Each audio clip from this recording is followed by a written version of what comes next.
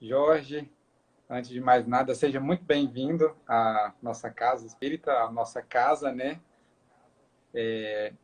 Obrigado por ter aceito esse convite, por estar conosco nesse dia de hoje, compartilhando algumas experiências, né, ensinos, né, fazendo desse instante um instante produtivo, né, para todos nós, né, que nós possamos estar não somente ligados pelo meio virtual, mas também pelo meio espiritual e que a gente possa fazer valer a pena essa chance, né, que nós estamos tendo, mesmo dentro de casa, conectados tão fortemente e tendo a chance de nos conhecer, né, um pouco. Nós estamos um pouco distantes aí, mas conectados, né, em mente e a gente espera fazer valer a pena tudo isso. Mais uma vez, gratidão por ter aceito esse convite, por estar aqui com a gente e todos nós abrimos as nossas portas das casas e por você ter aberto a porta da sua casa também, tá bom? Pessoal, para quem não conhece, o Jorge, ele vai estar com a gente hoje falando sobre o tema ódio e mágoa, né, Mágoa. Jorge? Ódio e mágoa. Então, assim, é um tema que vale muito a pena para todos nós, porque nós ainda não desenvolvemos, né, a capacidade de compreender o porquê nós temos isso, né, nós sentimos. Vamos tentar desenvolver um pouquinho de algumas técnicas aí, né, compreender, acima de tudo, o porquê que a gente sente isso e o quanto mal isso nos causa, né? Causa mais mal, entre aspas, para quem sente do que para quem a gente manda isso, né? Então, seja muito bem-vindo, explicando para todos os nossos amigos que nós vamos fechar a nossa caixa de diálogo aqui embaixo, em torno de 40 minutos no máximo, para que o Jorge discorra sobre o tema de forma livre, e a partir de 40 minutos a gente abre a caixa de diálogo aqui para que vocês comentem, perguntem suas dúvidas, ok? Jorge, então, o palco é todo seu, sinta-se em casa, tá bom? Qualquer coisa que você precisar, estamos aqui, ok? Ok. Muito obrigado. Uma boa noite para todos que nos assistem. É um prazer imensamente grande estar hoje na presença de vocês, na casa de Simão Pedro. Que honra para mim poder estar em patrocínio nesta noite, para que a gente possa, nesses minutos que a gente tem, conversar um pouco sobre doutrina espírita e os princípios que o Espiritismo nos apresenta em temas tão importantes para nós, como são as questões referentes à mágoa e ao ódio. O primeiro ponto que se impõe nessa discussão é nós observarmos a conceituação que o Espiritismo tem sobre duas palavras que parecem que são sinônimos, mas elas não são a mesma coisa. As palavras são natural e comum. Qual é a diferença entre isso é natural e isso é comum? Conforme as obras espíritas nos dizem, natural é tudo aquilo que é conforme a lei de Deus. Isso é natural, porque está de acordo com a lei natural, com a lei de Deus. Então, se alguma coisa é de acordo com o que está disposto na lei natural, isso é natural. Mas se alguma coisa acontece com muita frequência, independente disso ser de acordo com a lei de Deus ou não, nós dizemos que isso é comum. Então, comum significa acontece com frequência. Natural significa de acordo com a lei de Deus. Dentro desse aspecto, portanto, se nós observamos as coisas por essa linha, nos chega por consequência que na Terra odiar e ter mágoa é comum. Mas mesmo que isso seja um sentimento comum, não é um sentimento natural. Não é natural porque não é isso que dispõe a lei divina. Quando nós observamos o que está disposto no Livro dos Espíritos, na questão 614, aonde é apresentado o caráter básico da chamada lei de Deus, a primeira observação que nós vemos é que a lei de Deus ela é a única verdadeira para a felicidade do homem. Então, a nossa felicidade está ligada à vivência da lei de Deus. E a lei de Deus nos impulsiona na direção do amor. Ora, se a lei de Deus nos impulsiona na direção do amor, é razoável que a gente considere, portanto, que odiar não faça parte da lei. Mas se não faz parte da lei, por que é tão comum na Terra? Por que tantas pessoas têm mágoa? Por que tantas pessoas têm ódio? Por que esses sentimentos são tão comuns se eles não são de acordo com a lei de Deus? Diz o Espiritismo que a Terra não é o único local do universo que é habitada. A Terra não é o único espaço onde os espíritos se movimentam. E, portanto, nós temos aqui na Terra uma fração da humanidade. No nosso planeta, não encarnam todos os tipos de espíritos. Os espíritos que costumam encarnar aqui, eles possuem uma característica específica: a rebeldia, a teimosia, a dificuldade quase que infinita de conseguir mudar. Quando os espíritos falam sobre as características dos espíritos que habitam a Terra, eles dizem que os nossos companheiros de planeta, eles possuem uma certa tendência a não conseguir largar as suas imperfeições. É isso que caracteriza os espíritos da Terra. Nós não somos espíritos fáceis, nós somos muito difíceis. Nós somos teimosos, arredios ao progresso, endurecidos, guardamos mágoa, nos ferimos com facilidade e temos muita facilidade de ter ódio. Mas isso é uma característica do planeta, não é uma característica dos espíritos que Deus criou e que habitam o universo infinito. Os espíritos que habitam o universo são de diferentes graus de evolução. E Leon Denis, quando trata da questão da evolução dos espíritos, ele diz que nós somos a minoria, os espíritos ainda endurecidos, maus, perversos, ignorantes, tortos, somos a minoria. Por quê?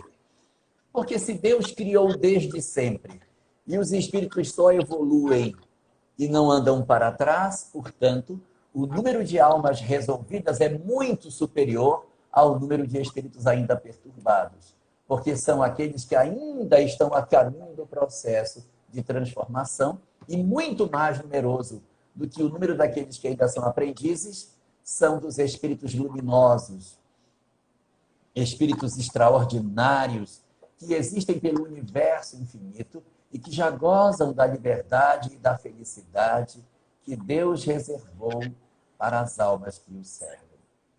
Nós, porém, somos espíritos diferentes. Somos ainda muito difíceis. Somos espíritos que somos aferrados às nossas imperfeições. No livro O Evangelho segundo o Espiritismo, quando Allan Kardec trata dessas características que os espíritos possuem no planeta de provas e expiações, ele diz que nós temos uma espécie de ópio, uma espécie de droga que nos fascina, que nos infelicita e que não permite que a gente consiga avançar. É como se ela fosse uma droga, um ópio, que nos segurasse e não permitisse o progresso da humanidade. Este ópio está descrito lá como sendo 4 imperfeições. Uma para a letra O com acento, uma para a letra P, uma para a letra I e uma para a letra O sem acento.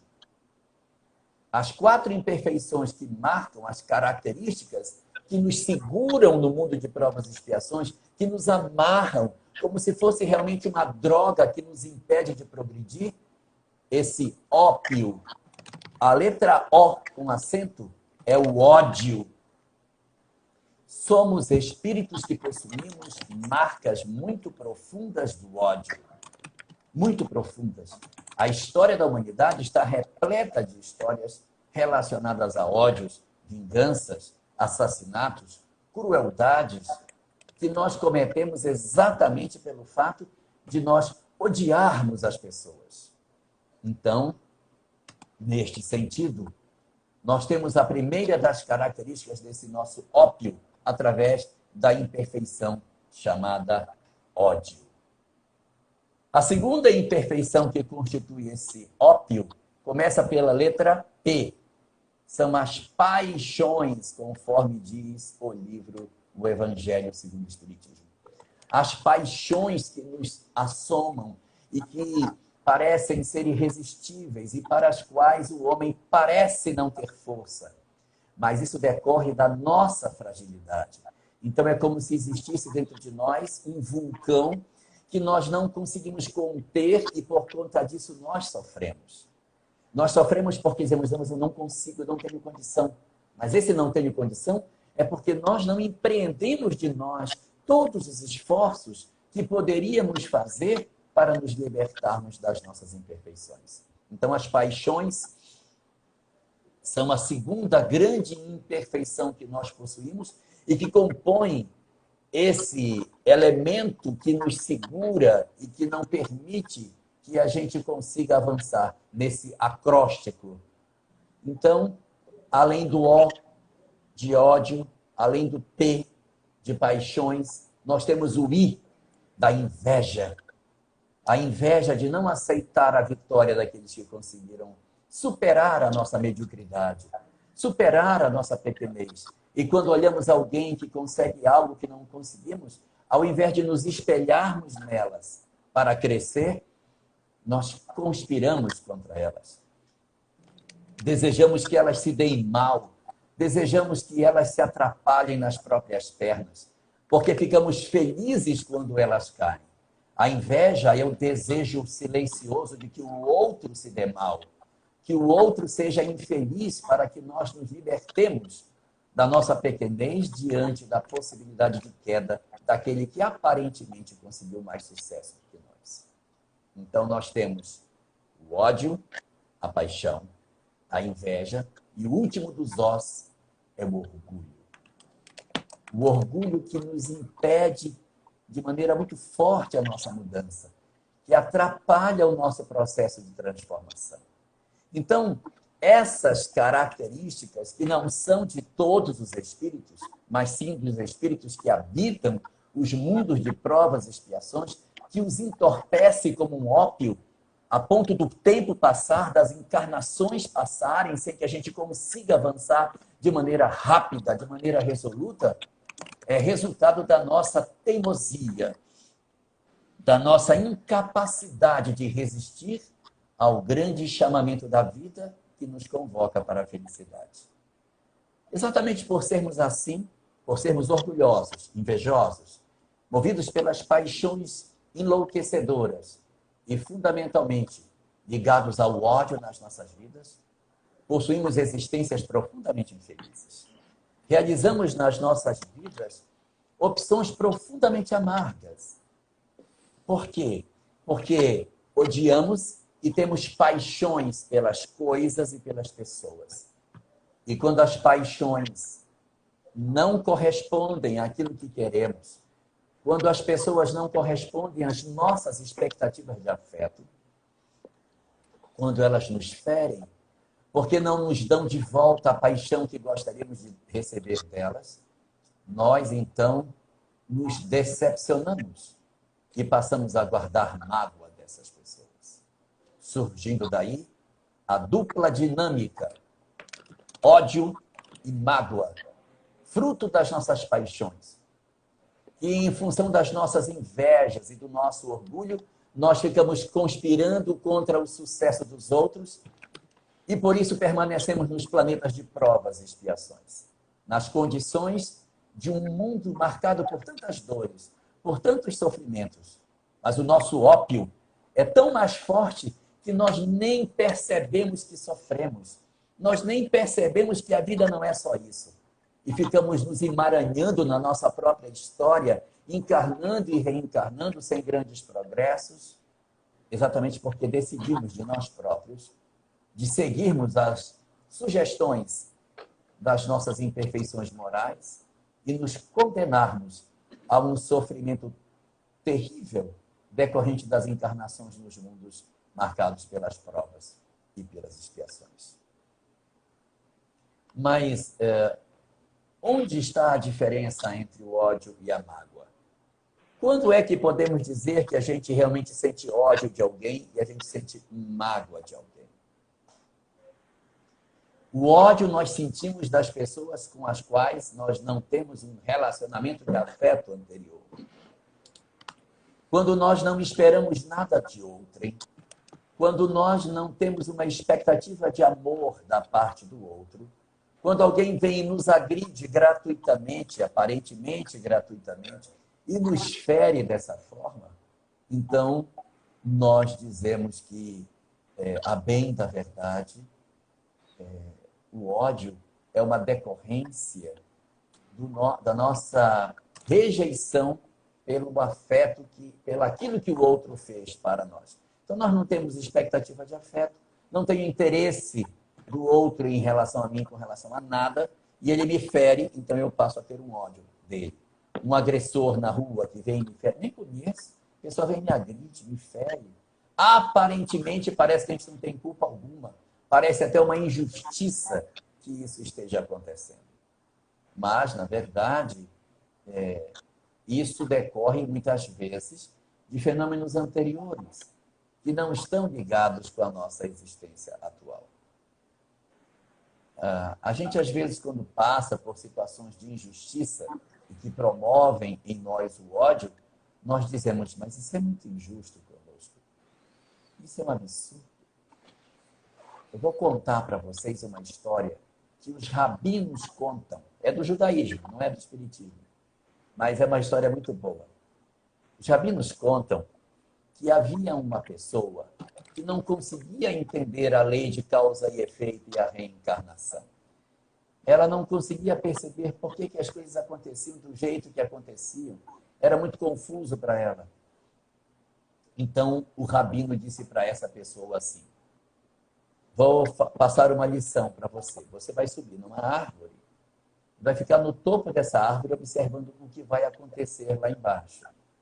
O que acontecer, você não pode interferir. Aconteça o que aconteça, não interfira. Então, assim aconteceu. Ele subiu na árvore e ficou esperando o que ia acontecer. Não demorou muito, apareceu para descansar debaixo da árvore um homem muito feliz, super satisfeito, porque ele tinha ganhado um dinheiro e ele estava muito feliz com o dinheiro que ele tinha ganho e ele estava muito alegre, contando as cédulas dentro da carteira, muito, muito alegre com tudo isso. E o homem lá de cima só observando. Depois de alguns minutos, aquele que estava muito alegre se levantou e foi embora. E quem estava ali em cima da árvore observou, havia uma carteira lá embaixo. Aquela carteira cheia de dinheiro, o homem havia esquecido lá embaixo. Meu Deus, ele esqueceu, mas eu não posso interferir. Vontade de chamar, mas não chamou. A carteira ficou ali no chão durante um tempo e daí a pouco chegou uma pessoa muito pobre, e se sentou debaixo da mesma árvore. E ela, quando viu o dinheiro. Nossa, o dinheiro! E aí ela pegou o dinheiro para si. Segundo a lei judaica, quando você encontra dinheiro, não é necessário devolver. Isso no judaísmo. Então esse homem pegou o dinheiro e foi embora com o dinheiro do outro. Daí a pouco vem o terceiro homem. Um terceiro homem vem e se deita debaixo da árvore para descansar. Quando ele está descansando, o dono do dinheiro chega com soldados, procurando pela carteira. O homem diz que não sabe de nada. Os soldados batem nesse homem e levam esse homem preso. Aí, o homem desceu da árvore e disse para o rabino, não entendi nada do que aconteceu. Uma pessoa perdeu o dinheiro, o outro achou o dinheiro, o outro apanhou sem ter feito nada. Então eu vou lhe explicar. O primeiro que chegou debaixo da árvore, que você viu, foi alguém que, no passado, ele não tinha direito a um dinheiro, mas ele comprou um juiz, ele subornou um juiz, e conseguiu ganhar uma causa e tirou o dinheiro daquele que tinha direito à causa. E ele, então, ficou com o dinheiro do outro. Foi por isso que ele perdeu. E o segundo que chegou depois? O segundo que chegou depois era o que deveria ter ganho o dinheiro. E agora o dinheiro está voltando para ele. Entendi. E o terceiro? O terceiro é o juiz. O terceiro foi o juiz que se vendeu pela causa, é ele que os soldados levaram preso. Então, a gente às vezes só enxerga uma existência e não entende o que está por trás. E nos dá ódio quando a gente sente que alguém nos feriu, nos machucou muito profundamente. Portanto, é muito importante que a gente tenha a leitura espiritual das coisas e perceba, conforme diz a doutrina espírita, que quando você tem um relacionamento com alguma circunstância, você tem alguma coisa, aí você pergunta, puxa, fulano me feriu, aconteceu tal coisa comigo, aí você pergunta, eu colaborei para que isso acontecesse? Eu fiz alguma coisa para que isso ocorresse? Se você não fez, muito provavelmente isso tem a ver com a existência passada, não com essa. Porque Deus não daria para nós um sofrimento tão amargo se não existisse uma causa que justificasse passarmos por situação tão difícil. Embora nós saibamos que existem muitas situações que não têm realmente causas anteriores e que constituem as nossas provas, as circunstâncias do aprendizado natural da própria existência. Então, o ódio é exatamente isso. Já a mágoa, ela é muito diferente. Por quê? Porque a mágoa é o resultado de um amor que adoeceu.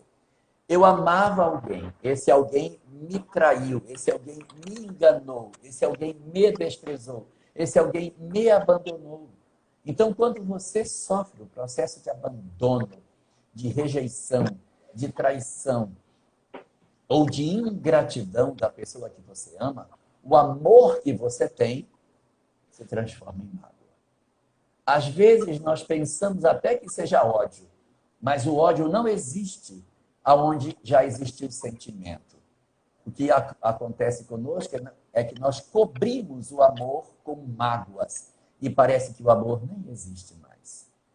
Guardamos mágoas, às vezes, anos a fio, décadas.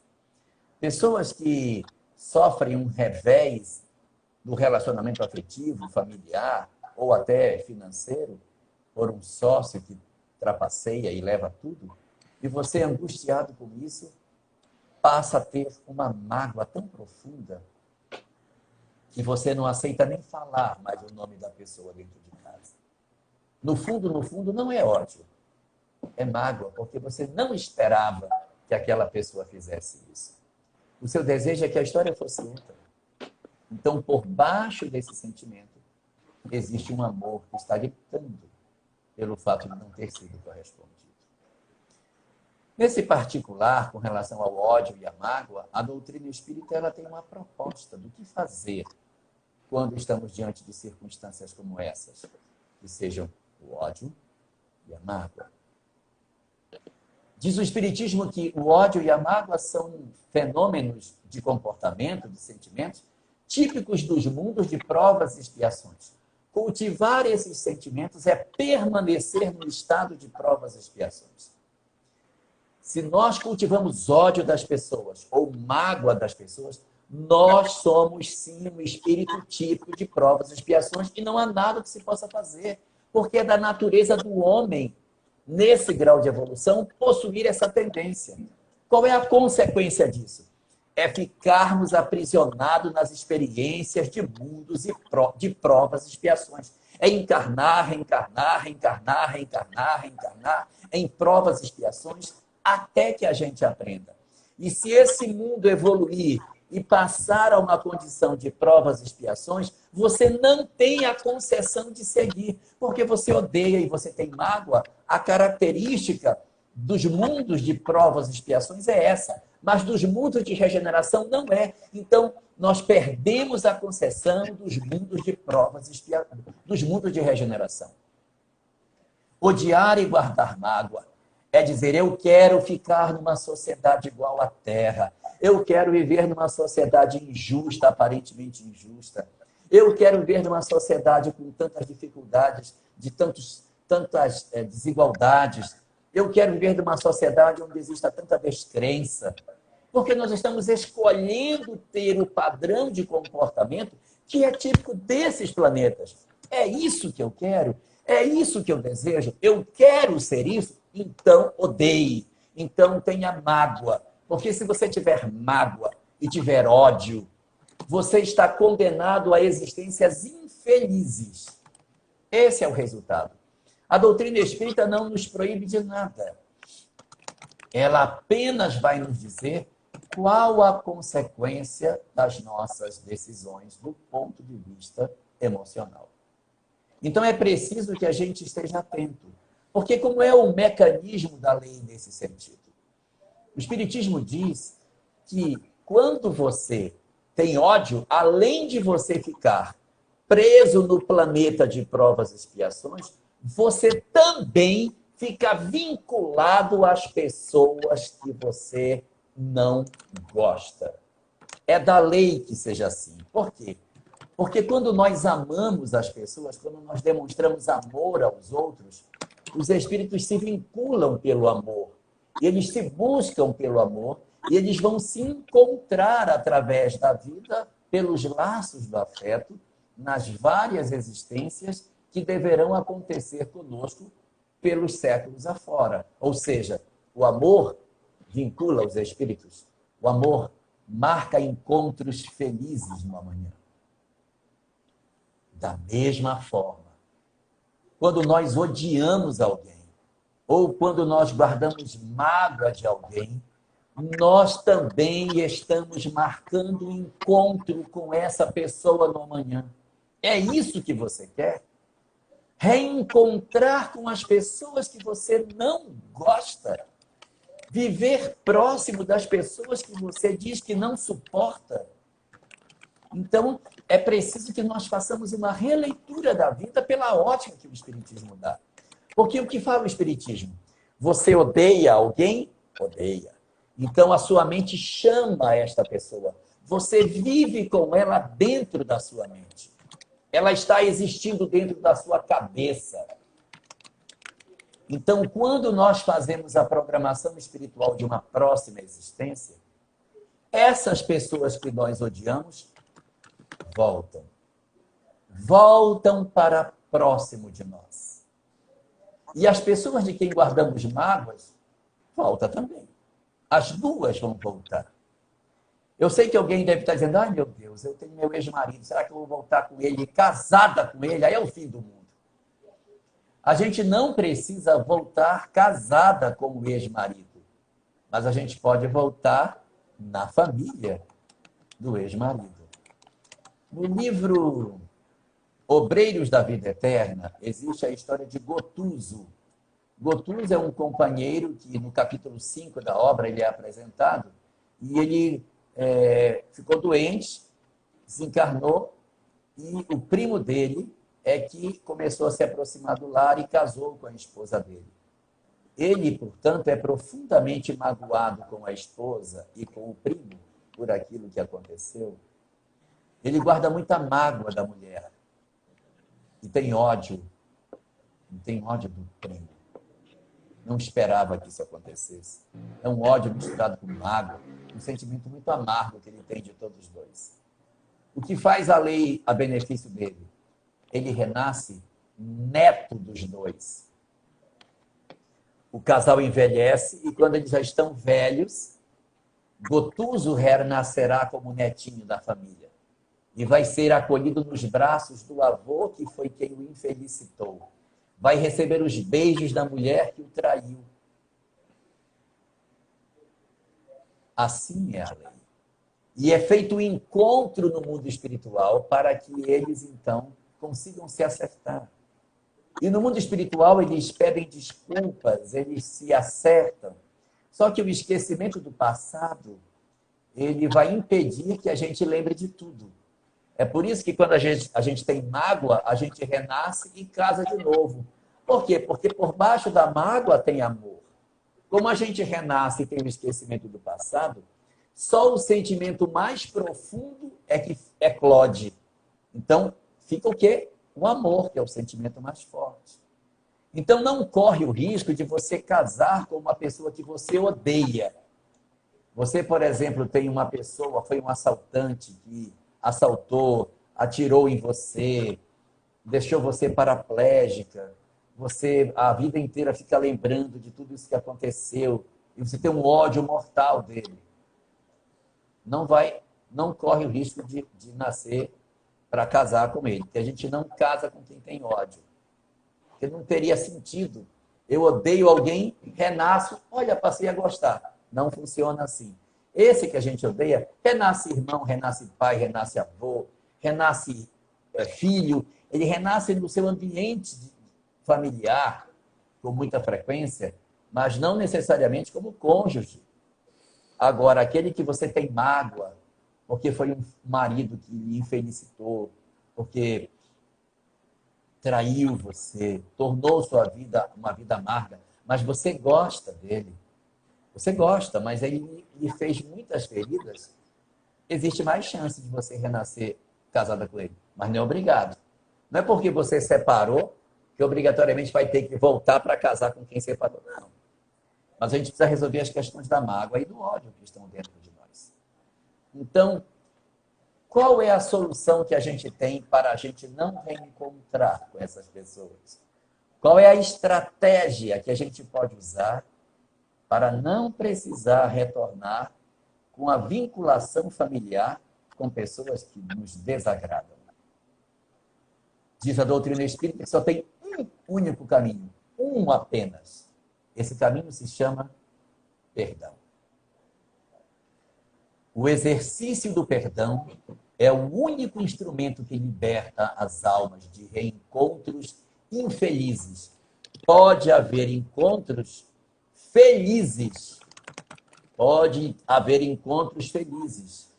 Quando o ódio se transforma em saudade, a gente até pode encontrar essas pessoas. Mas, via de regra, nós, quando perdoamos alguém, nós nos desconectamos dessa pessoa e temos a liberdade para seguir o nosso caminho. Há muitas pessoas que dizem assim, mas eu não posso perdoar, porque o que fulano fez comigo foi imperdoável. Como se o perdão que eu concedesse retirasse do outro a culpa do que ele fez. Não é verdade. A culpa nós carregamos dentro de nós. Quem faz o mal a si mesmo. Quem prejudica o outro, prejudica a si mesmo. E nós levamos dentro de nós as sentenças do mal que nós praticamos aos outros.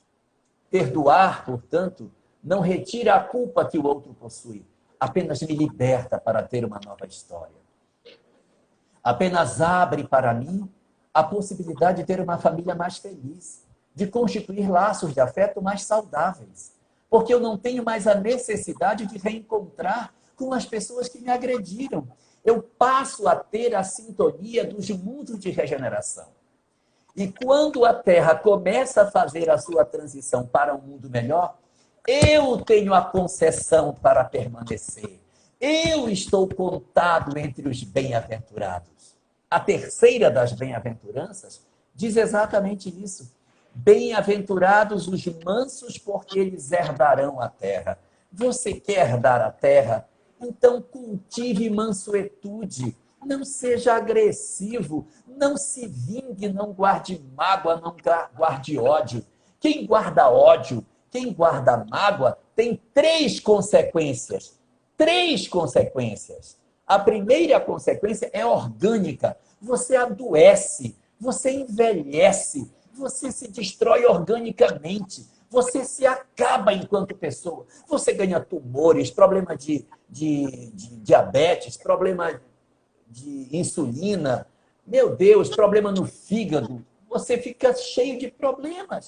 O coração, pressão alta, o organismo não suporta o ódio, isso não é da lei de Deus. Nós não fomos programados, projetados, nosso organismo não é programado para odiar. Se ele odeia, ele adoece e você morre mais cedo do que deveria. Você vai partir da vida física doente e antes da hora. Essa é a primeira das consequências. A segunda é a consequência psicológica. Além de você ficar doente fisicamente, você fica uma pessoa amarga, antipática. Ninguém quer conviver com você. Você só reclama, só fala mal dos outros. Quem quer conviver com quem vive o tempo todo reclamando de pessoas? O seu destino será ficar sozinho ou sozinha. É isso que você quer para você?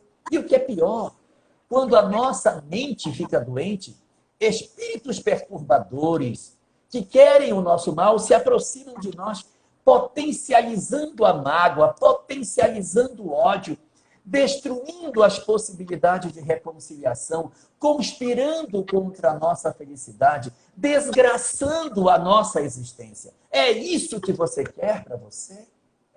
Mas essa é só a segunda consequência. A primeira é o físico. A segunda é essa consequência psicológica e espiritual de perturbação. E a terceira é a pior de todas, que é você amargar uma próxima existência na convivência de pessoas que você não gosta. Liberte-se. Aceite a proposta da vida e ame. Faça um esforço para quebrar as algemas que prendem cada um de nós ao nosso passado de mágoa e de desamor.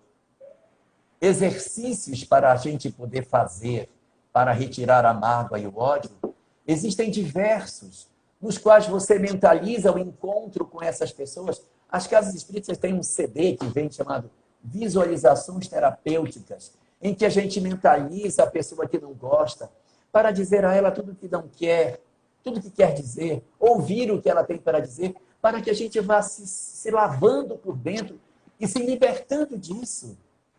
Não existe a necessidade de você ter que encontrar com outro alguém se você fez o gigantesco passo do perdão. Observe Jesus, que perdoou seus algozes e não precisou encontrar com nenhum deles. Nenhum deles, porque o perdão libertou todos aqueles ao longo da história que não tiveram o desejo de permanecer odiando aqueles que o prejudicaram. Sigamos o conselho da vida. Andemos no trilho do amor, no trilho daquilo que é a lei natural. Esqueçamos o que é o comum. Se todo mundo odeia, é problema de todo mundo. Mas sigamos a rota da felicidade. Podem ter poucos, mas é a rota certa. Não façamos o raciocínio raso de dizer que porque todo mundo faz, eu vou fazer também. Seja diferente. Escolha a felicidade. Escolha um futuro feliz para você e se liberte do sofrimento, garantindo um histórico muito mais venturoso para você pelo esforço que você faz de vencer o ódio, as paixões, a inveja e o orgulho, o nosso ópio dos mundos de provas e expiações, ganhando assim o convite, ganhando a permissão para permanecer no planeta, porque ouvimos agora do Cristo a sua frase extraordinária. Bem-aventurado és tu, porque és manso e tens como herança a terra bendita da regeneração, reservada aos corações que amam e que estão libertos das paixões enlouquecedoras. Ô, meu amigo, que palavras mais conscientes, né, do ponto de vista espírita, né, que nós poderíamos ouvir hoje. E eu fico muito feliz de ouvir mais uma vez a palavra escolha. Eu acho que essa palavra nos rege todos os nossos dias, né? Nós temos as escolhas para serem tomadas durante o dia todo e cabe a nós escolhê-las bem, né? Conviver ainda sentindo ódio ou não, né? Pessoal, nós abrimos aqui a caixa de diálogo embaixo. Sintam-se à vontade para perguntar, colocar algumas dúvidas, colocações. Temos aí 20 minutos cravados para a gente poder falar sobre alguns tópicos aí que os amigos acharem válido. Enquanto alguns amigos não comentam aqui, Jorge, eu achei incrível você falar sobre a diferença entre natural e comum, né? Infelizmente, hoje nós vemos que sentir ódio, a gente entende como sendo algo natural, mas não é. Infelizmente, é algo comum. Depende da nossa frequência, né? Da nossa escolha, né? Eu acho que é mais do que a gente pensa do que o que a gente aceita, né? Eu achei legal. Sim, e existe também uma coisa, nesses dias atuais, nós estamos desenvolvendo a capacidade de sentir ódio pelas questões políticas. É surpreendente. E aí acontece um fenômeno diferente. Quando você odeia uma pessoa, qual é a consequência da lei? É você atrair essa pessoa para seu grupo familiar. Quando você odeia um segmento social, a tendência é você renascer dentro do segmento que você odeia. Chama-se inversão social expiatória. Então você pensa, eu odeio determinado grupo social. Se você odiar, cuidado, você vai nascer lá dentro. Então, prestar atenção, porque o ódio não somente faz famílias infelizes, mas pode fazer com que a gente renasça numa condição bem amarga. Então aí, o pessoal aí de Minas que torce pelo Cruzeiro, tem que pelo menos uma vez no ano torcer pelo Atlético aí para não correr o risco de nascer atleticano. Tá? E vice-versa. Então, a gente tem que fazer exercício. Hoje, politicamente no país, nós estamos muito polarizados. Tem um grupo que odeia um lado e ama o outro. Esse aqui ama esse lado e odeia o outro. Cuidado! Não odeie, não. Porque você corre o risco de nascer no reverso da medalha. É isso que você quer? Você vai nascer filho do outro político que você odeia. Vai ser filhinho dele, neto. Então, cuidado para você não criar esses embaraços e amanhã está... isso que eu estou falando, eu não estou inventando. Na lei de causa e efeito, isso aconteceu muito. Senhores de engenho renascidos como escravos. Na época da Roma Antiga, romanos renascidos como seus povos dominados. Então, tudo isso são circunstâncias que acontecem por conta do ódio a um grupo coletivo de pessoas. Né? Então, só prestar atenção também nisso. Jorge, o nosso amigo Fábio Cunha comentou aqui embaixo que ele é alguém que se doa muito, né? No caso, ele citou um caso aqui dele, e ele queria saber o que ele deve fazer para deixar de se magoar. É não esperar que as pessoas façam o que você espera que elas façam. Uma das características do bem desinteressado é não esperar gratidão. Acostumar-se com a ingratidão é uma das características das almas superiores. Você vê que se Jesus fosse se magoar com Judas, com Pedro, com Tomé, porque todos eles tiveram um comportamento equivocado. Então, a gente tem que fazer sem esperar retorno. Porque se a gente se magoa, porque, puxa, meu filho não reconhece, minha esposa não reconhece, eu faço e simplesmente parece que eu não fiz nada. Eu vou parar de fazer. Então, a gente não deve parar de fazer porque o outro é ingrato. Existe no livro O Evangelho segundo o Espiritismo, uma parte da obra, acho que é no capítulo 11, item 18, se não me engano, benefícios pagos com a ingratidão. Onde os espíritos dizem que a gente não deve deixar de exercer o bem porque a pessoa não nos corresponde. Por uma única razão. Quando você desiste da pessoa porque ela não corresponde, aquele que estava sendo beneficiado, ele se escora na sua desistência para dizer: eu dei errado porque também fulano desistiu de mim. E quando isso acontece, você, na verdade, desacelera o progresso do outro. Mas se você não desistir, mesmo que aparentemente ele não dê nenhum sinal de melhoria, no mundo espiritual, quando ele percebe o tudo que ele recebeu e o pouco que ele devolveu, ele se sente constrangido pela lei a exercer uma encarnação na qual ele tenha que devolver à vida o que ele recebeu, embora ele não tenha conseguido efetivamente dar de si o suficiente para aquele que tanto lhe ajudou. Exato. Obrigado. A nossa amiga Marlene Rosa perguntou se há diferença entre mágoa por sentimento e mágoa por atos abusivos de poder. Você pode-se fazer esse tipo de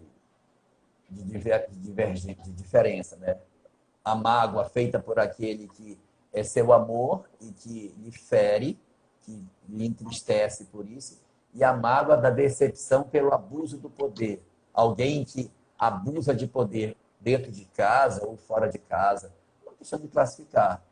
Pode se classificar. Sendo que a mágoa é sempre aquela em que eu tinha um sentimento por você e você destruiu o sentimento que eu tinha porque você não me entregou o que eu esperava que você me desse.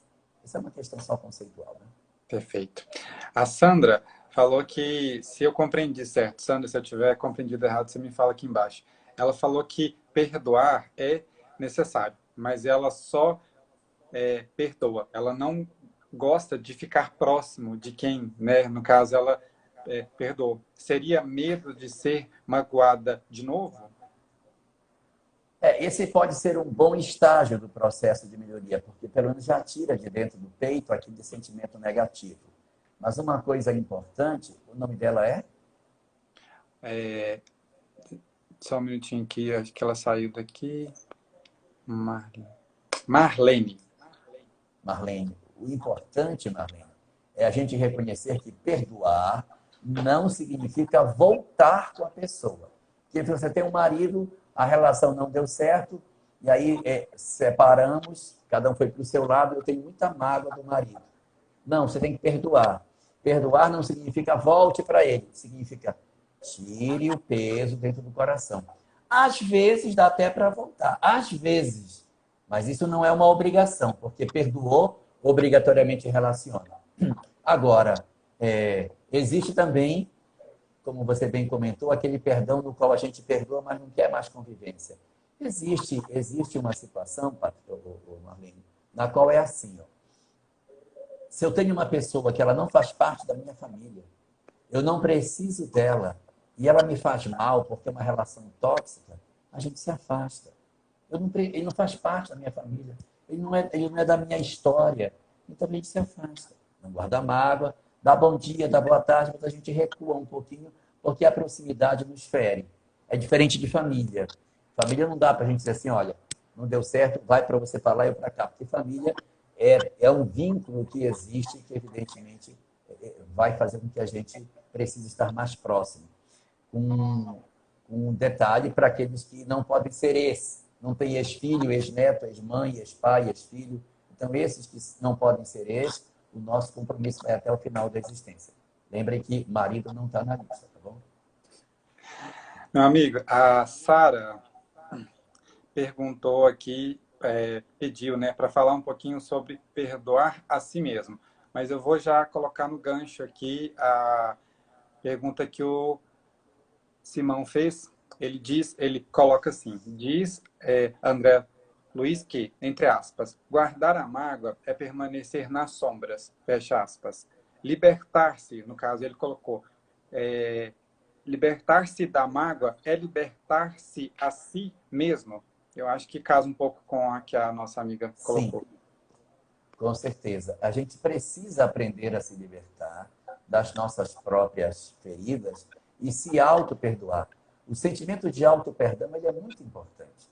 E às vezes, quando nós somos jovens, nós cometemos alguns desatinos. A gente toma algumas decisões equivocadas e depois nós ficamos nos punindo, nos condenando pelas decisões que nós tomamos quando nós éramos adolescentes ou quando éramos mais jovens. Nós temos que aprender a nos perdoar, porque se a gente não perdoar a nós próprios, a gente não tem condição de caminhar. E como é que a gente faz para exercitar o perdão a si mesmo? Considerar que quando a gente tomou a decisão lá atrás, quem tomou a decisão não foi você, foi o adolescente que você já não é mais. E aquele adolescente que tomou essa decisão, para ele, aquela era a melhor opção. Então, perdoe o adolescente que você já não é, para que você diga, eu sou o aprimoramento daquilo que eu fui. Então, lá atrás, quando eu era inexperiente, eu fiz isso. Mas hoje eu não faria mais. E não condene o seu adolescente, a sua criança interior, que precisa de compreensão, precisa de colo. Dê colo a você mesmo. Agasalhe o seu próprio passado e perdoe a si mesmo. Receba você mesmo, acolha você no peito. Reflita algum dia, quando você tiver muito problema com sua própria história, e deixe com que você mesmo conte a sua história para você. Conte a sua história para você mesmo e agasalhe o seu passado no seu peito e console esse seu eu que já não é mais de você, para que você consiga agora, com mais maturidade, exercer o papel do presente. Senão, você vai ficar olhando tanto para trás que não vai conseguir ir para frente. No livro Ceifas de Luz, capítulo 45, existe uma parte na qual os Espíritos dizem assim. Capítulo 45 do livro Ceifas de Luz. Emmanuel fala que a gente tem que andar olhando para o futuro. Quem anda olhando para o passado, bate. Porque quem dirige olhando para o retrovisor, bate. Então, o passado existe para que o retrovisor, para uma olhadela rápida. O passado é uma olhadela rápida para se orientar, mas você dirige olhando para frente. Se você for dirigir só olhando para o retrovisor, você vai bater e não vai andar. Então, a gente tem que olhar o passado sim, mas perdoando a nós próprios e reconhecendo que nós não somos mais a mesma pessoa que lá atrás cometemos os tropeços que nós fizemos. Exatamente. Em alguns estudos que a gente faz parte aqui, eu acho legal a gente comentar que quem ama o outro precisa se amar antes de tentar amar o outro. Quem tenta perdoar o outro precisa de se perdoar a si mesmo, perdoar aquela criança pequena que errou, aquele jovem, né? E quando a gente entende que quando a gente precisa de perdoar, não é para que o outro fique bem somente, né? É para que a gente liberte o outro daquela amarra, né? Daquela dívida, né? E a gente coloca-se no outro a responsabilidade de me fazer bem, né? Eu acho que tem um pouco a ver com isso também, né? Com certeza. E aí a gente está falando isso, mas evidentemente que haverá situações nas quais a gente sozinho não vai conseguir esse tipo de solução. Então, a gente pode precisar de um profissional. Existem 3 ferramentas que a gente precisa usar no processo de socorro a nós próprios. Um é o psicólogo, o outro é o psiquiatra, que às vezes a gente vai precisar de uma medicação, e o terceiro é a fé. Então, esses 3 elementos, Exército, Marinho e Aeronáutica, são as 3 forças que a gente vai para a guerra. Né? A Marinha é o psicólogo, que cuida das lágrimas, o médico é o Exército, que toma conta do território, e a Aeronáutica cuida dessa coisa mais etérea, que é a questão do espírito. Então, a gente vai procurar uma fé para ter força moral. Às vezes, precisa de um psicólogo, de um psiquiatra para entrar com a medicação, e um psicólogo pode ser um bom elemento para se fazer um tipo de socorro a nós. Respondendo a dúvida da nossa amiga, que eu creio que você já tenha falado um pouco sobre isso já, desculpa se eu não estou conseguindo ler direito, mas o nome dela aqui está Abeana Cláudia. Ela falou assim: quando tomamos conhecimento do quanto é triste ter mágoa e que não nos faz bem, como conseguir vencer as dores que temos ainda? Complementando ao que você já disse agora, que eu acho que vem bem Aí do que ela você falou. vai tentar procurar se resolver sozinho. Não deu? Procure um profissional. Se você tem dificuldade para pagar esse psicólogo, porque ele é caro, procure o CAPES, o Centro de Atendimento Psicossocial do município ou do estado, e se socorra do atendimento gratuito que existe lá.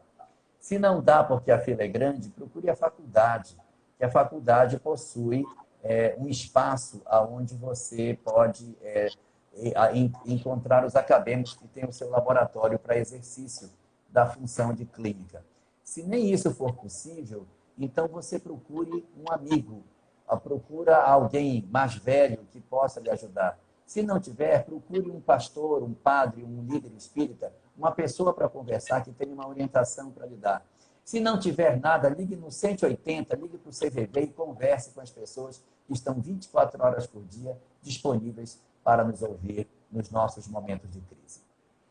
Eu acho que uma coisa que fecha tudo isso também, que envolve muito mais o sentir do que o compreender, né? Porque Cristo diz: amai-vos e instruí-vos, né? Então, acho que a gente precisa de sentir antes, né? Eu acho que pode vir com aquela frase máxima de Cristo que meu reino não é deste mundo. E eu acho que quando a gente entende que as dores pelas quais a gente passa nesse mundo são provações, né? São expiações, são lapidações, a gente consegue compreender que algumas dores elas vão ser infelizmente ou felizmente, né, necessárias para a gente poder se reconstruir. Então, assim, uma das dicas, né, que está ao passo de todos nós, né, um livro simplesmente lido, bem lido, com coração, pode ser também uma boa forma aí, né, de conseguir.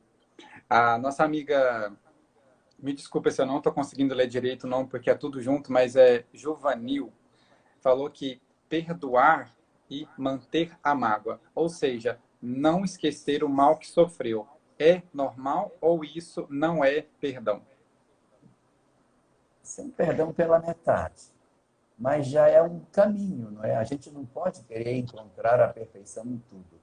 Mas só de você estar no esforço de tentar mudar a sua vida, já é um indicativo de que você está trabalhando o seu coração para um salto que você vai dar. São exercícios.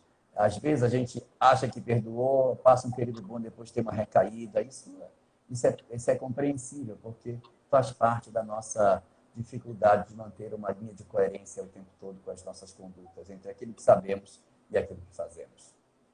Eu acho uma coisa interessante de nós falarmos também, para ir já chegando ao final desse encontro de nós hoje, é que perdoar necessariamente pode não ser gostar, né? Como você mesmo falou, perdoei a minha ex, o meu ex, ou enfim, quem tenha me causado mal, isso não quer dizer que nós tenhamos a obrigação de gostar de volta. Pode De ser que amar essa pessoa. pode ser, mas primeiro que a gente se liberte desse sentimento pesado, né? Que como você muito bem disse, né? Que vem daquele ópio, né? Que é o ódio, a paixão, a inveja, né? A gente consegue se desprender e acaba que as duas partes conseguem caminhar um pouco mais leve, porque envolveram muitas Sim.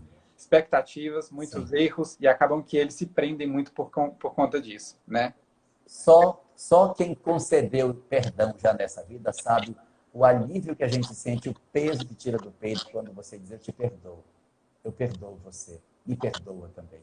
Só quem já viveu sabe o quanto é gostoso essa experiência. E o quanto de energia desgastada, de esforço, de peso carrega uma pessoa que tem ódio no coração durante uma vida toda. É muito pesado. É muito pesado. Assim, particularmente, é admirável ver a força de uma pessoa, a insistência e a persistência de carregar um ódio durante uma vida toda. É muito forte isso. É só para quem consegue mesmo, porque, né, quando a gente liberta... É uma pena, porque você fecha com isso uma série de portas que você poderia ter de felicidade. Exatamente. Meu amigo, eu vou fazer uma prece bem rápida, porque o nosso tempo está terminando. Eu vou despedir de todos, né? E agradecer de coração, tá bom? Pela sua vinda até nós. Fazer uma prece aqui do Chico, falando sobre perdão.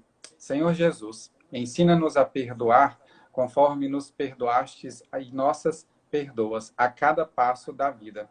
Auxilia-nos a compreender que o perdão é o poder capaz de extinguir o mal. Induze-nos a reconhecer nos irmãos que a treva infelicita filhos de Deus, tanto quanto nós, e que nos cabe a obrigação de interpretá-los na condição de doentes, necessitados de assistência e de amor. Senhor Jesus, sempre que nos sintamos vítimas das atitudes de alguém, faze-nos entender que também somos suscetíveis de erros e que, por isso mesmo, as faltas alheias poderiam ser nossas. Senhor, sabemos o que seja o perdão das ofensas, mas compadece-te de nós e ensina-nos a praticá-lo. Assim seja. Meu amigo, gratidão mais uma vez. Todos fiquem com Deus. Foi um instante assim muito rico para todos nós. Creio que todos nós tenhamos uma noite um pouco mais suave, um pouco mais calma, que nossos espíritos estejam mais firmes em Cristo e que nós possamos ter mais instantes como esse, ok? Muito obrigado a todos e que Deus nos abençoe e proteja as nossas famílias e os nossos Que assim seja, a todos nós. Um abraço, meu amigo. Tchau.